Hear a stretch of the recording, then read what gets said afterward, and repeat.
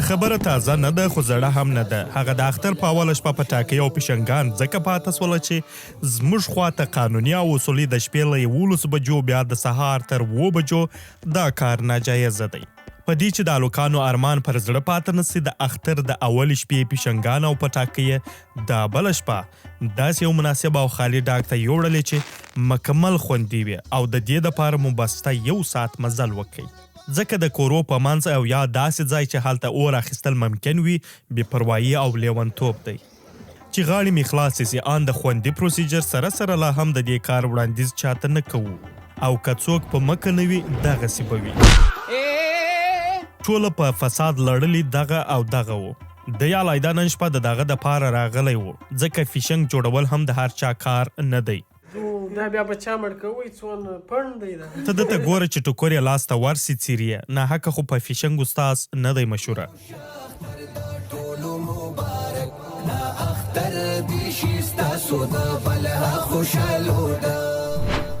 درېیمه د اختر نو د محمود جان ارشاد له مبارکۍ شروع کیږي.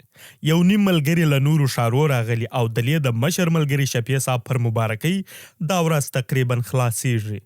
دا وخت ماپښین قضا وه د کوره چې وتلو شفیع صاحب ول ای د خوراک دپاره به یو چابکه سوپه سیسټم برابر کو. مطلب یې بوفې وه. بالا ملنګ وطني سړی دی سي کیږي وروره. هغه چا چې خوړل خپله یې ځانو ته راواخیستله. ماښام ته ټوله هلمندیان ټاکلي دي چې سره راټولیږي به او ګرد شپه به په لویه کوټه کې ګپه سره کوو. ناسته پاسته مو د افغان هلمند بوس ټولنې د مشر په څو خبرو شروع او د یو شمیر نور په هغو پای ته ورسوله. زه د ټولو څخه مننه کوم. د دې کمیونټي ارزښت یو خدا و چې زموږ ستاسې یووالی اتحاد او راغونډي په کوټه کې هغه زموږ ملي جنډې ته خو مو پام دی څو نشه ایسي. په وږي نس بانډار هم سخته غمیږي. ښه ایچکي خوراکۍ لا برابره کړې وه. نو بالا ګپه مپه چکا ورکي او بانډار سره شروع کیږي په چاو لا بالا.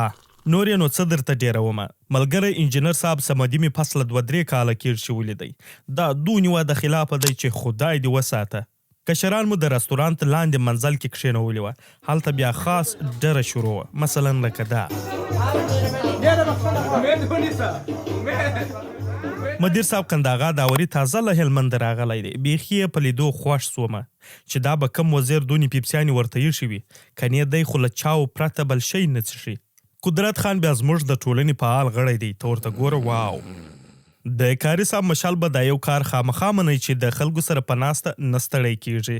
تازه یې کوزده هم کړې ده. داسې طبیعت رسته دی. نه دی خبر چې د ژوند ښه درنې پلنډې ورته ګوري. په جلاوطنۍ کې چې سړی د خپل وطندار سترګې وویني په خدای باور وکړئ د سړي په میاشت